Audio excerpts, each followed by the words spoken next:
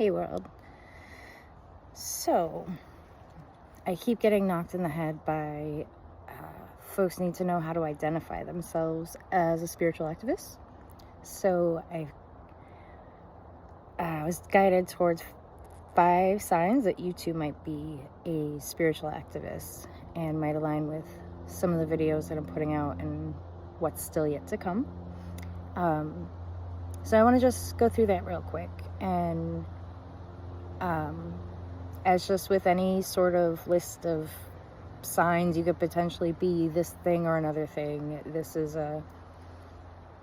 take it to your own interpretation. Don't have to hit all the marks. What feels right to you? Does this resonate? So, and if not, also totally cool. All right, so let's get into it. Point number 1, sign number 1 is feel kind of caught between focuses right now. Feeling this need to turn inward really hard spiritually, but also feeling pulled to pay attention to what's going on in the world at large and all the current events and tough news. Maybe your browser history is filled with searches for things, or maybe your feeds are popping up with both politically charged or news charged posts versus, and also some spirituality things, and keeping up with various channelers and mediums and various podcasts that really focus in on those areas. I know that's definitely something I'm guilty of. Yeah, so that could be a sign. That could be a sign right there. The second point I got is you understand that you're here during this timeline, in this timeline split, intentionally, and that you're here for this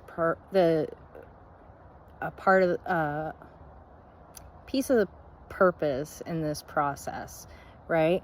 That there's a reason why you're here for it. You know that you've signed up.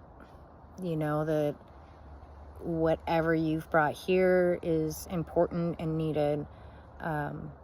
But maybe you're unsure of what that purpose is, or you feel a pressure to act on what's going on in the world's events, and you're not really sure how that aligns, or how that is really leaning into your purpose in this whole process.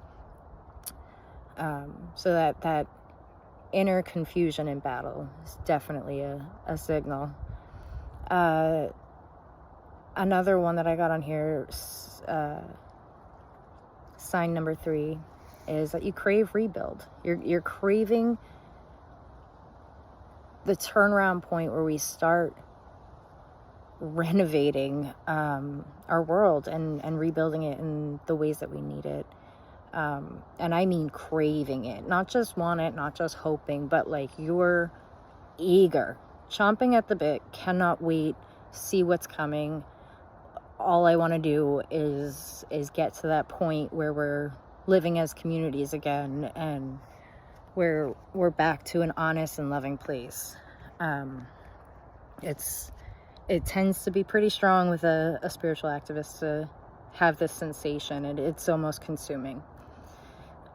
Sign number 4, frustration with lack of matched urgency with the people around you to what's going on. And that can range from, the political and current events sphere all the way into the spiritual ascension that we on our planet are currently going through.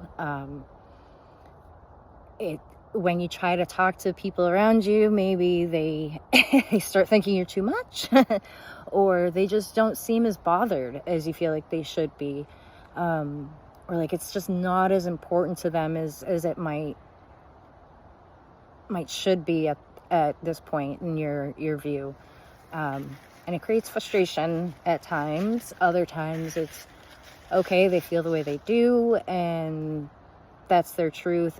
But with usually the people closest to us, immediate family, our closest friends within our inner circles, those are the ones we usually feel frustration about, because we love them so deeply and we want them on our team. We're fighting for them too, and we also know them deeply enough to really see their potential. And that is one of the toughest parts of being a spiritual activist, is that you see potential beyond what most other people are capable of, and tapping into the raw emotion that can come with that is not something everyone's equipped with either. So it can be frustrating. And the last major point I got here, number 5, is that you're battling with some confusion over how, or maybe not battling, but trying to reconcile. We can use that phrase.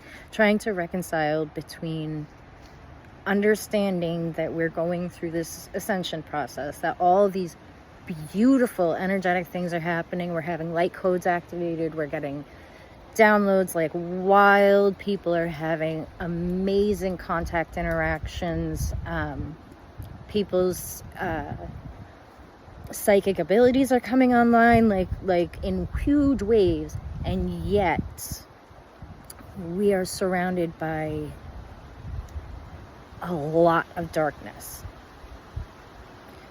It can be a little difficult to reconcile that. So if that's something you're trying to come to peace with, even if you can already understand that this is part of the great,